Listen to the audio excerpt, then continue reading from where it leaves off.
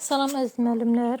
İnşallah bu günlər sizə 3-cü sinifin dərsləri haqqında məlumat verəcəm. Deməli müəllimlər, ilk öncə bizə burada bu səhifədə qeyd olunub boyalar haqqında qara, boz və ağ rəng boya haqqında məlumat verilib. Çalışdığımız qədər də indi dediyim kimi müəllimlər açıq sözlərdən istifadə edək, çünki bizə ən rahat yadımızda qalan açıq sözlər olacaq. Deməli müəllimlər, burada qara rəng haqqında məlumat verilib. Ümumiyyətlə qara rəng insanda ən çox qəmginlik, sərt kimi hiss olunur qara rəngdən istifadə zamanı. Həmçində boyaya qatdığımız zaman əsər, kədərli və ruhiyyə hissi yaradır insanda. Daha sonra ağ rəng. Ağ rəng istifadə edərkən təsvirdə əsasən incəliyi ilə, zərifliyi ilə, təmizliyi ilə insanda xoş təəssürat yaradır. Ağ rəng yüngül, zərif, əhval-ruhiyyə yaradan rənglərdən hesab olunur. Boz rəngimiz isə qəmgin, sakitlik hissi olunur boyaya qatdığımız zaman. Daha sonra qeyd olunub fon nədir, kolor nədir? Fon fransız sözüdür, dəriniş mənasını verir, təsvirin arxa hissəsidir. Kolor da latın sözüdür, rəng və rəng uyğunluğu deməkdir. Daha sonra burada qeyd olunub Mirtemir Məmmədovun Sübh Çağı və Yaddaş Gecəsi əsəri. Bunlara diqqətlə baxarsınız, zəhmət olmasa. Burada konstrakt rənglər haqqında məlumat verilib. Deməli, konstrakt rənglər dediyimiz zaman, yəni deyirik, bir-birindən kəskin fərqlənən rənglərə deyilir. Yəni, qırmızı, yaşıl rənglər. Həmçində parlaq rənglərin bir-birinə görə kəskin fərqinə rəng konstraktı deyilir. Daha sonra var ton konstraktı. Ton konstraktı isə rəngin açıq tündlüyünün fərqinə deyilir. Ton konstraktı. Tablo sözü var, burada qeyd olunub. Tablo fransız sözüdür, təsvir, rəsm, iri ölçülü şəkil deməkdir. Təzad ərəb sözüdür, ziddiyyət, əks olunan mənasını verir. Konstrakt dediyim şey əks məna bildirir, bir-birindən kəskin fərqlənən rənglərə deyilir. Daha sonra burada qeyd olunub Zuğurbadı Dəniz əsəri Böyükşağı Mirzəcadəni. Zəhmət olmasa burada yuxarıda qeyd olunan rəssam Böyükşağı Mirzəcadənin əsər haqqında verilən sözlər haqqında belə deyilir, söz qeyd olunub cümlə. Çalışıq olaraq fikir verək. Deməli, qeyd olunub ki, burada rəssam Böyükşağı Mirzəcadənin əsərində soyuq rənglər təsvir olunmuş dəniz rəngi tablonun əsas hissəsini tutur. Ağ ləpələr tünd, firuzəyi, yaşıl rəng fonunda aydın görünür. Yəni, bu cümlə zəhmət olmasa diqqətlə fikir verək. Daha sonra yenə Böyükşağı Mirzəcadənin Kəndimizin sakinləri və Xəzər neftçiləri əsəri qeyd olunub.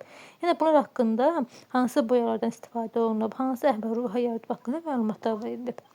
Deməli, Kəndimizin sakinləri əsərində əsasən yaşıl boyalardan sarı, çəhrayı, qonur rəngli boyaların qarışdıraraq istifadə olunmuşdur. Rəsm hazırlanmışdır və burada bu tablo cümrah və şən insan təəssürat yaradır. Xəzər neftçiləri əsərində isə əsasən göy rənglərdən qonur, sarı, qırmızı və qara rəngin qarşılığını alınan rəsmlərdən boyalardan istifadə olunaraq rəsm çəkilmişdir. Və burada təbiətin ruhu, əhval-ruhiyyəsi həyəcanlı və zəhmli kimi insanda təəssürat yaratmışdır. Daha sonra Doğma Düzənliklər əsəri Səməd Haqverdiyevin əsəridir. Buna diqqətlə baxın. Maral Rəhmanzadənin Axşam, Sibil əsəri Sakit Məmmədovun, Vüqar Əlinin Çənab İpik, Rəşad Cabbarovun Güllər əsərinə diqqətlə baxın, zəhmət olmasa. Burada ilmə nədir, əriş nədir? İlmə dediyimiz kimi hörlən düyünə deyilir. Əriş də ilməni saxlayan əsas şanlı iplərə deyilir. Ritm nədir? Ritm, belə deyək də, o forma, ritm, rəng xalçanın əsas hissəsi hesab olunur. Baxın, fikir verin. Yəni, bu cümlə düşə bilər.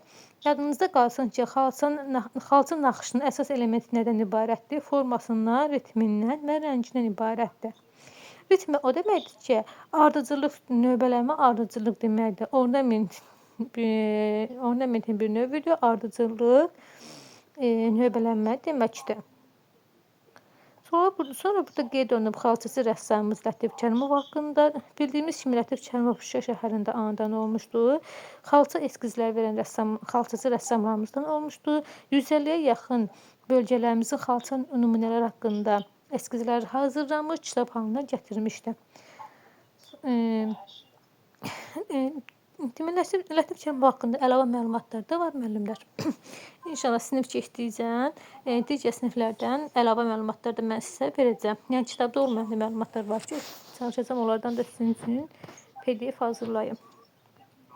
Daha sonra deklarativ tətbiqi sənəd haqqında məlumat verilib. Deklarativ tətbiqi sənəd təsvir sənədi növlərindən biridir. Material və texnologiyaya bölünür.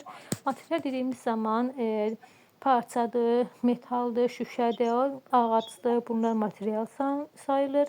Texnologiya döymə, tökmə, tikmə, oyma bunlar nəzərdə tutulur.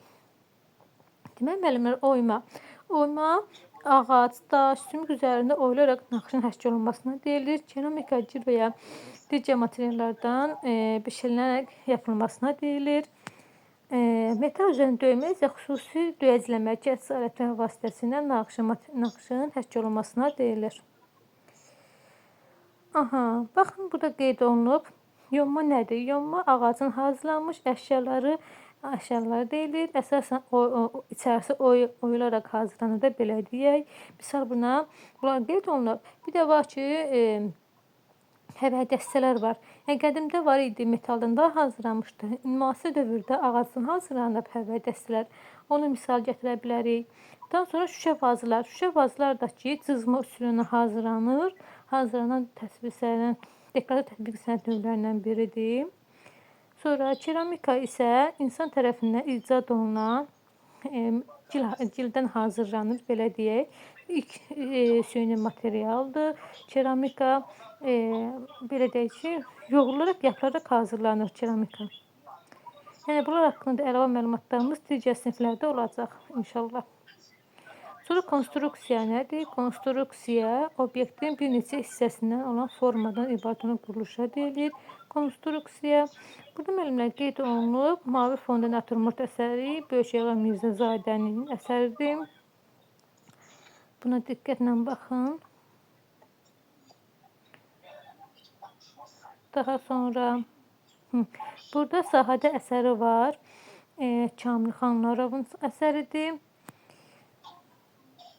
Və burada müəllimlər qeyd olunub, yaxın və uzaq obyektlər arasında məsafə haqqında məlumat verilir. Demək müəllimlər, ümumiyyətlə biz rəsm çəkən zaman bizdən uzaqlaşan obyektlər hansı, misal nümunə kimi gətirimsi ev, maşın, insan, bizdən uzaqlaşdıqca kiçilir, bizə yaxınlaşdıqca nisbətən böyüyür.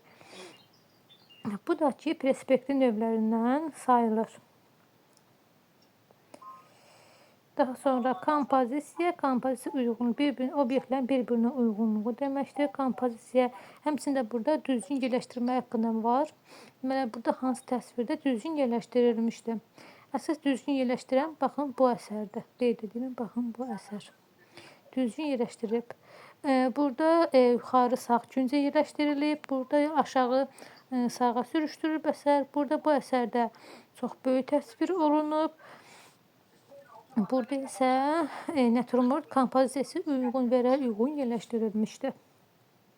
Həmçində ki, aşağı təsvirlərdə belə deyək, aşağı hissəyə çox çəkilib, sol hissəyə, burada ortayadan yuxarı hissəyə belə deyək, təsviri yerləşdiriblər.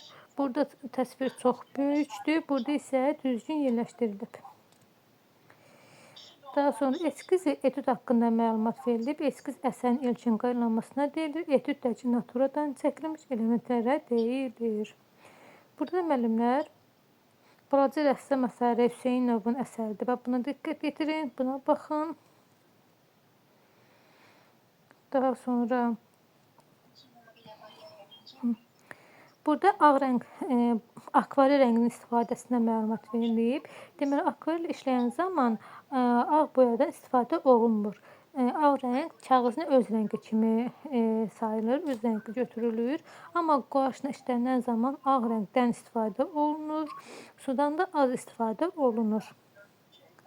Yəni, ağ boyadan belə də istifadə olunur. Daha sonra Toğrul Nərimanbayev haqqında məlumat verilib. Azərbaycanın rəssamlarımızdandır Toğrul Nərimanbayev. Əsasən əsərlərin mövzusunu təşkil edir. Adət-ənənələrimizi öz əsərlərində əks etdirən BD rəssamlarımızdan biridir. Əsərlərin mövzusunu belə deyək, nağıllar təşkil edir Toğrul Nərimanbəyovun. Baxın, burada qeyd olunub əsərləri haqqında. Xurcunla narlar, nar ağacı kimi əsərləri mövcuddur. Belə deyək də, kiçik narda təbiətin ruhunu duymaq olur. Yəni təbiət haqqında kiçik nar əsasında təbiəti öz əsərlərində əks etdirməyə çalışan rəssamlarımızdan olmuşdur. Burada Sevinci gün əsərdə buna diqqətlə baxın. Bu da Xurcunlar əsəridir. Buna diqqətlə baxarsınız. Daha sonra qrafikanın əsas ifadə vasitəsi, deməli, ümumiyyətlə qrafika təsvir sənəti növlərindən biridir. Əsas ifadə vasitəsi xətt, iştirik, tondur. Yəni biz qrafik rəsm çəkən zaman xətlərdən, iştirikdən və tondan istifadə edirik. Bu deməkdir. Xətt.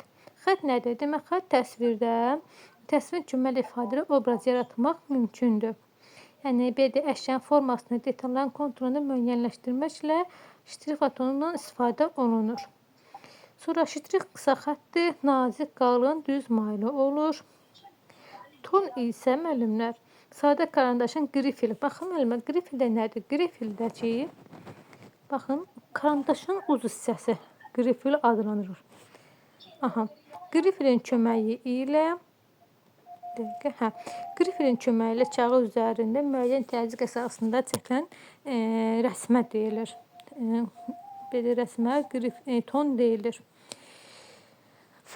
Baxın, yəni biz naturmort rəsm çəkən zaman, əsasən karandaşla belə deyək, naturmort rəsm çəkən zaman, baxın, burada qeyd edib, işıq kölgəni, işığın hansı tərəfdən düşməsini biz karandaşla veririk. Yəni ən tünd rəngi göstərmək üçün qrifildən, yəni karandaşın uc hissəsindən müəyyən təzyiq vasitəsindən bərəyə çəkirik, basırıq ki, istədiyimiz işıq kölgəni biz belə deyək ki, hazırlaya çəkə bilək. Baxın, əsər üzərində ştrixləmə, tona çevirmə, yayma haqqında məlumat verilib.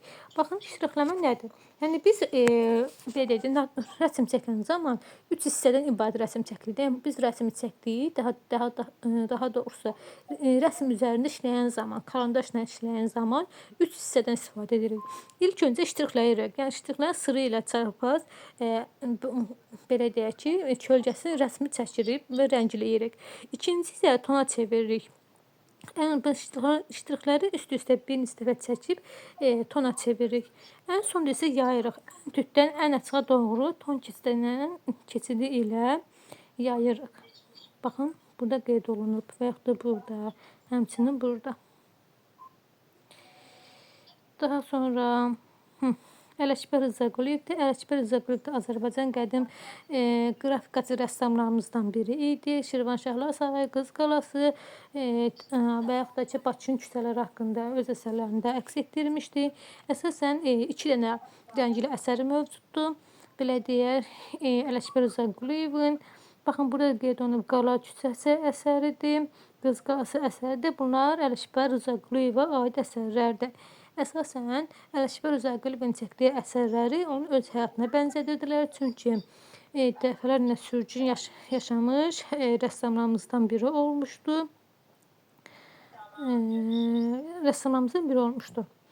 Burada qeyd olunub pambıqçılar, neftçilərlə, balıqçıların bədəki ağ-qara rəng əsərlərini öz əsərlərində əks etdirən rəssamlarımızdan olmuşdu.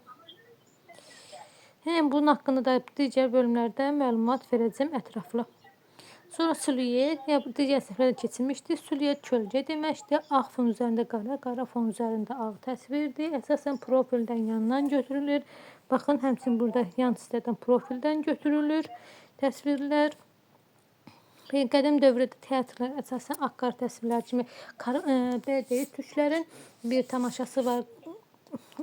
Hacivat Karagöz əsəri tamaşası da belə deyək. Baxın, bunlar da silüet əsasına çəkilən, yaradılan tamaşalardandır. Daha sonra Uzun yol günəşli Paris günü İshak Levinton əsəri. Buna diqqətlə baxın. Daha sonra başqa illüstrasiya nədir? İllüstrasiya nağıllara, əfsanələrə çəkilən rəsmlərə deyilir. İllüstrasiya misal cırtdan nağılı və DVD, Təpəgözdür, Simrək quşudur. Bunlara çəkilən rəsmlər illüstrasiya adlanır.